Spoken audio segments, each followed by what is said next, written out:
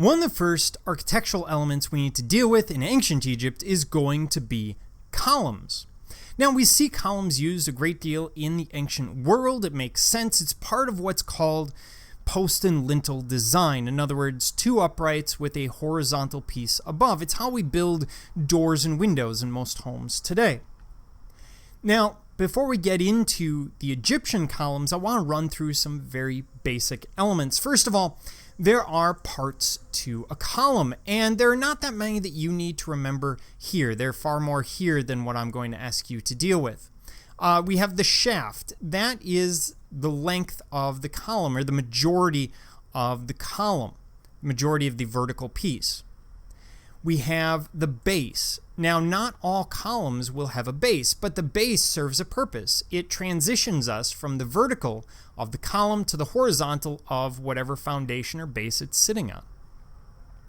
We also see a capital. Almost every column will have a capital of some form.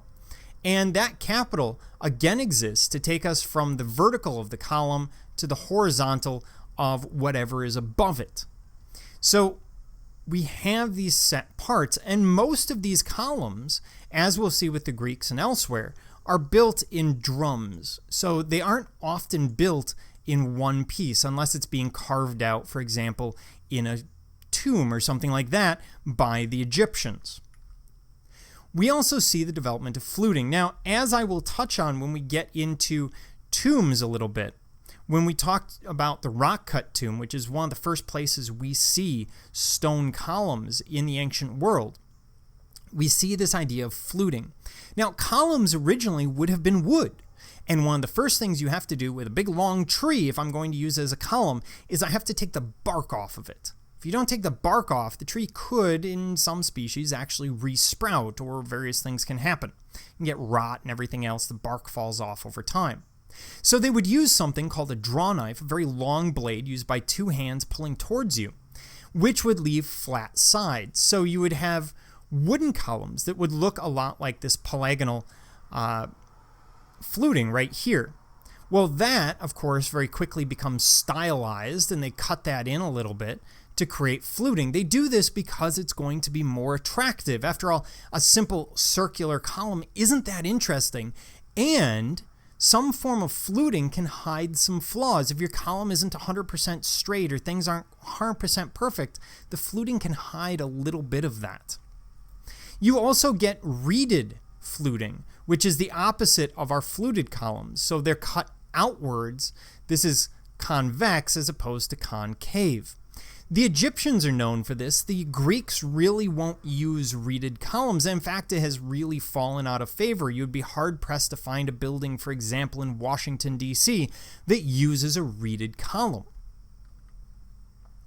And then there are the types of column, and there's a lot here. So the Egyptians use a number of different columns. When we get to the Greeks, they're using really 3 in particular, but the Egyptians are using a lot more, and I'm not going to touch on all of them. And I'm not going to ask you to memorize the forms of the columns, because that used to drive me absolutely up a wall when I was in undergrad.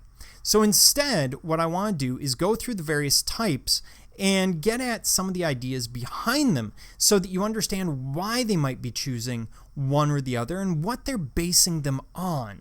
Sometimes knowing why is more important. So we start with a palmiform column.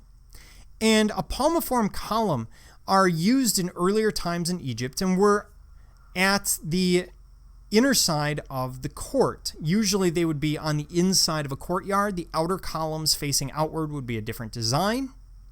The columns depicted a palm tree motif, not the tree itself, but rather 8 palm fronds lashed together. So let's go back to our thought of our upright palm tree as our column, and hopefully straighter than that. You could imagine that you don't want to look at this transition up here. This is not a terribly interesting place to look. So originally, when they were wood, you could imagine them lashing palm fronds on there as a decorative element. Here's the lashing, here's the palm fronds. That's simply being translated into stone. Then we have papyriform columns.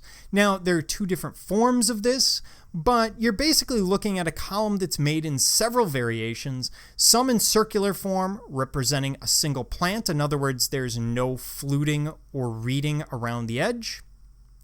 And others are ribbed with multiple stems representing a group of papyrus held together. The capitals were closed buds or sometimes open bell form. These are not freestanding columns generally.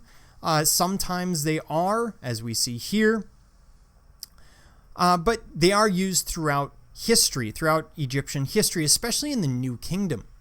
And here we see a couple of interesting elements. First of all, you see the drum construction right here. So these are all done in parts. You see that there's really no base to this. The base is more of a foundation than actually a base to the column. And at the top, we see what appears to be a group of papyrus flowers maybe held together. And again, that bundling is apparent. What would be a strap or string running around holding this all together, if it were actual group of papyrus, is being mimicked here by simply creating this smooth section at the top. So there's some element of mimicry combined with stylization. We see tent pole columns. These are stone representations of wooden poles used for supporting tents, kiosks, shrines, or ship cabins. It's a very simple form. And what you're looking at is just that, a simple form. Sometimes simplicity is necessary. It may reflect a society that is down on its luck, hard economic times, but could also be a design idea. Sort of like in the 1950s and 60s, you see mid-century modern, where they go with this very clean aesthetic. You might be seeing that as well. Now, in this case, we have this stone piece at the top. This is not actually considered a capital. That is another transitional piece that you don't have to worry about. This piece here would be considered the capital. Again, they're looking at something around them. These simple tent poles, they're stylizing them and using them as columns. Then we have campaniform columns. These are very, very common. The most common form is what you see here on the right. And these are floral columns or pillars, sometimes circular, sometimes squared, sometimes ribbed. We generally see a flower shape at the top. So they're going to bell out, as we see here. So here's our capital existing here and the shaft beneath it. I should point out that, as you see here, everything in ancient Egypt would have been painted. They didn't leave things white or stone colored. That's really common in the ancient world. Now, in some cases, they actually go more decorative than this, and we see an element of flowers and plants, again stylized around the top of this column. And it really depends on what the building is being used for. You might put a more decorative column into a temple than you do a government building, for example. You don't want the government looking like it's spending lavishly, for example. So we do see these regularly. The more decorative elements, these more carved elements, are more rare. You tend to see the simpler bell form more often, but they're used all the way through the Greco-Roman period.